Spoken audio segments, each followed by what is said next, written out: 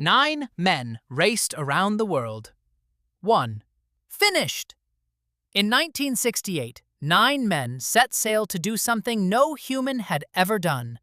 Sail alone around the entire world. Non-stop. Without help.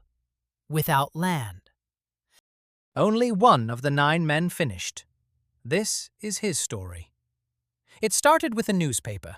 The Sunday Times offered 2 prizes, a Golden Globe trophy for the first, to finish the solo circumnavigation, and £5,000 for the fastest time.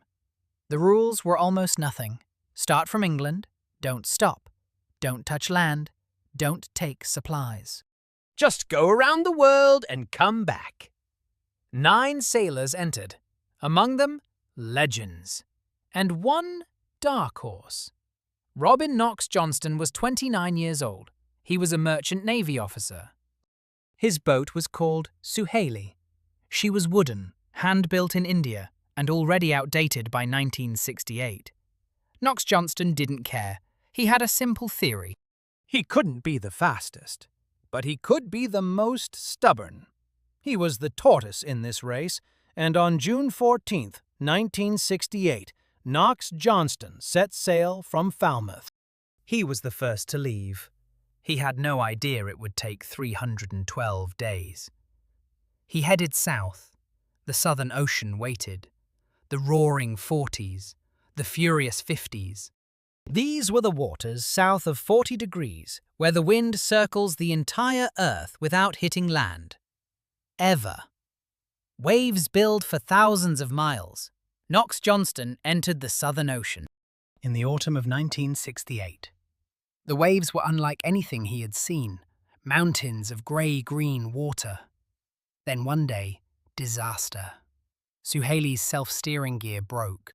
That kept the boat on course so he could sleep. Without it, he must steer. Every single moment. He rigged a fix. It broke again. He fixed it. It broke again. For weeks. In the Southern Ocean. He slept in 4-hour shifts. He tied himself to the boat so he wouldn't get washed overboard. He rounded Cape Horn in January 1969. Cape Horn, the Everest of sailing. Knox Johnston made it through. Meanwhile, back in the race, one man was absolutely dominating. Bernard Moitessier, a French sailing legend in a fast boat. By early 1969, he was winning. He had rounded Cape Horn. England was weeks away. He was about to make history. And then he did something nobody in the world expected. He fired a message by slingshot to a passing ship. Like a pirate. He was not going to England. He was sailing to Tahiti. Instead, he was winning. He chose not to. He said he was saving his soul from the madness of civilization. He completed 1.5 circumnavigations. For pleasure. He never regretted it. Now for the darkest chapter. Donald Crowhurst was an amateur sailor who had never done an ocean passage. He built a trimaran that was unfinished when he left. His electronics didn't work. He was in serious trouble before he was even out of Europe. He knew he couldn't finish.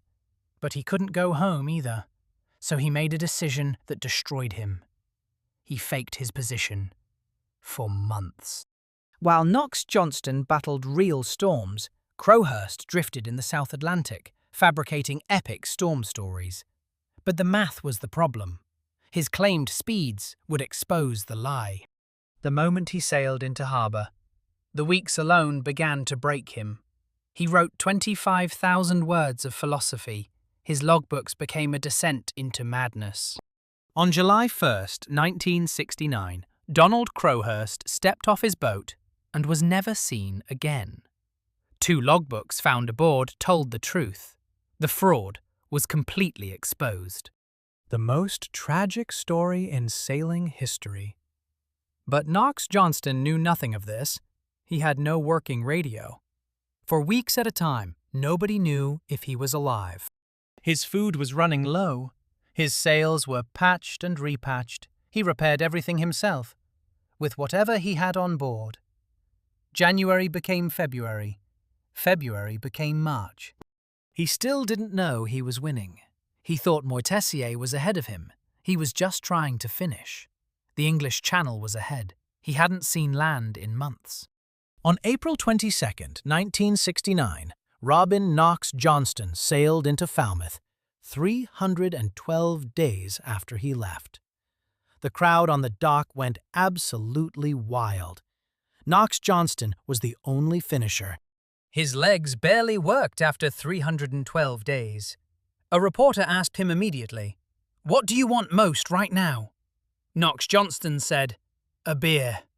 He won the Golden Globe Trophy. And the £5,000 prize for fastest time. Then Knox Johnston did something extraordinary with the money.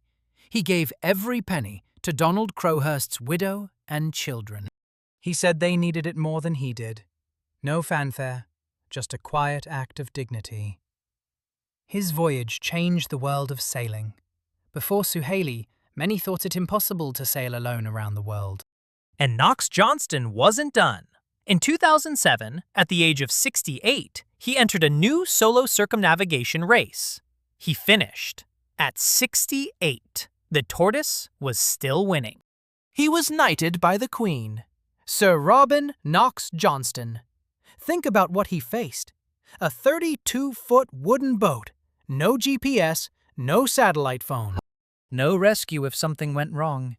Just a man, a wooden boat, and 30,000 miles of ocean. 9 men set out. Only one came home. The one with the oldest, slowest boat. The one everyone had counted out. The tortoise won the race, and then gave the prize money away. That's who Robin Knox Johnston was. Stubborn, practical, quietly remarkable. The most daring solo voyage in history.